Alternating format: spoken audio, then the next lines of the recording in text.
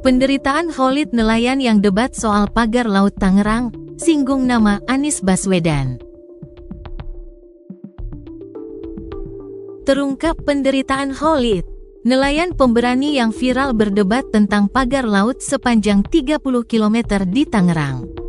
Khalid sempat menyebut nama Ahok dan Anies Baswedan saat menceritakan penderitaannya. Saat hadir menjadi narasumber tentang pagar laut Tangerang di siniar Abraham Samad, Khalid mengaku sudah merasa dijajah sejak 2005. Kala itu, ia dan sesama rekan nelayan memperjuangkan supaya penambangan pasir laut di wilayah pesisir Banten dibatalkan. Khalid mengungkapkan, di tahun 2005, ramai kasus penambangan pasir laut untuk reklamasi di Teluk Jakarta, yang kini menjadi Pantai Indah Kapuk 1, PIK 1. Saya merasa dijajah sejak tahun 2005, yaitu kasus penambangan pasir laut. Penambangan pasir laut itu, wilayah pesisir Banten yang materialnya dibawa ke reklamasi Teluk Jakarta.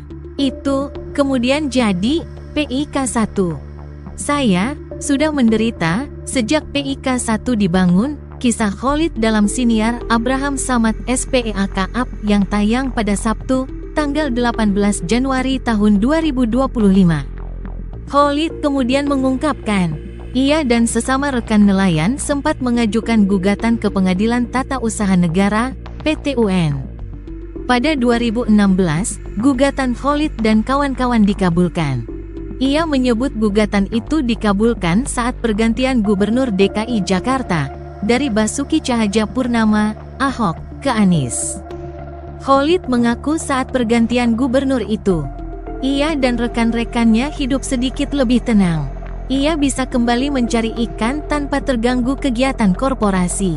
Kasus PIK sempat berhenti tahun 2016. Alhamdulillah menang gugatan. Itu juga menang karena pergantian gubernur Jakarta, dari Ahok ke Anies. Dari situ agak tenang, tuh, saya bisa nangkap ikan lagi, ungkap Khalid. Meski demikian, Khalid mengaku ketenangan itu tidak berlangsung lama. Sebab, ia merasa dibatasi ruang geraknya dalam mencari ikan setelah muncul pagar laut di perairan Tangerang. Kok ruang lingkup saya mencari ikan dibatasi? Jadi ketika saya mau menjaring ke wilayah Tangerang, di Tangerang banyak pagar, kata Khalid. Ia lantas menegaskan, pagar laut itu bukan dibangun secara swadaya oleh masyarakat. Pasalnya, hanya dilihat dari struktur pagarnya saja, kata Khalid, tidak mungkin dilakukan oleh pihak tak berduil. Kalau ngelihat bangunan pagar itu tidak mungkin dilakukan oleh orang tidak punya duit. Nggak mungkin, warga lokal yang membuat. Jika ada orang yang percaya, saya pikir harus dibawa ke psikiater. Pasti bohong, iya, butuh biaya besar, tegas dia.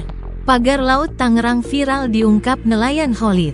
Sebelumnya, seorang nelayan bernama Khalid mengaku sudah mengetahui sejak lama terkait pagar laut tersebut, namun saat itu belum dikotak-kotak.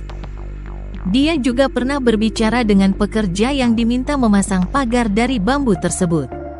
Pekerja ini mengaku diperintah oleh sebuah korporasi yang cukup ternama di Jakarta. Setiap hari, pekerja ini diberi upah Rp100.000. Kalau dibilang pagar misterius begitu rumitnya, saya mah lucu aja. Gak misterius, katanya. Khalid membantah pagar laut ini sengaja dibuat nelayan untuk mengatasi abrasi. Menurutnya, alasan itu tidak masuk akal karena untuk membuat pagar laut sepanjang 30,16 km itu membutuhkan dana miliaran rupiah. Kalau misalnya swadaya masyarakat, hampir 5 juta bambu. Kalau dikali 4 juta, berapa miliar itu? Tidak masuk, kalau dilakukan nelayan, tegasnya. Ia mengungkapkan, pagar laut itu berdampak negatif pada kehidupannya sebagai nelayan. Yakni, pendapatannya turun drastis. Otomatis banyak kerugian dengan saya, ujarnya. Khalid, yang memakai topi hitam dan kemeja biru dengan paduan kaos putih, mengutarakan ketidaksetujuannya terkait pemasangan pagar laut di Tangerang. Lebih lanjut, Khalid mengaku sempat ditelepon oleh seseorang yang memintanya untuk tidak mengurusi masalah di Tangerang. Ucapan pria tersebut membuat Khalid teringat sebuah buku berjudul Logika Penjajah karya Yaimidi. Dalam isi buku tersebut persis seperti kata penelpon tersebut ke saya. "Kamu orang Serang gak boleh urusi Tangerang," tuturnya.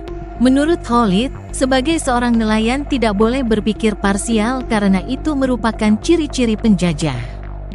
Penjajah itu punya pandangan parsial, kita tidak boleh menolong tetangga yang sedang dijajah, begitu juga di laut. Ketika Tangerang menangis, orang Serang menangis, jelasnya. Khalid mengibaratkan pemasangan pagar laut di Tangerang seperti kedaulatan negara yang dicaplok korporasi. Saya melawan, kehidupan saya sebagai nelayan dikelola korporasi. Sampai kiamat anak cucu saya miskin, karena saya hanya dijadikan objek, dia yang mengelola, bebernya. Korporasi selalu berbicara untung dan rugi, tapi tidak mementingkan keadilan bagi rakyat. Kami tidak merasakan itu, ujarnya. Menurut Khalid, seharusnya negara cepat hadir dengan fakta-fakta ini. Apalagi, pihaknya juga sudah melaporkan hal ini ke DKP Provinsi. Dan mereka mengaku sudah tahu dan sudah menyidaknya. Namun, baru-baru ini saja hal ini ramai dan ditindaklanjuti. Kok ini seperti negara sudah dicaplok korporasi? Takut amat gitu, udah jelas ini adalah pelanggaran, kok masih disegel-segel. Nelayan salah sedikit aja di laut, udah ditangkap. Ini kaitannya dengan pemodal besar, kok seperti takut-takut. Cari apa lagi? Ini udah jelas melanggar, tangkap, cabut, tegasnya. Diakui Khalid. Dia begitu marah dan emosi karena tidak ingin dikelola oleh korporasi-korporasi. Kalau dikelola korporasi sampai kiamat kita akan miskin terus. Modelnya begini nih, bikin miskin, katanya. Khalid bahkan siap memimpin masyarakat Banten untuk melawan korporasi tersebut. Kalau negara gak berani melayan korporasi, saya yang akan melawan. Saya akan pimpin masyarakat Banten untuk melawan korporasi itu, serunya.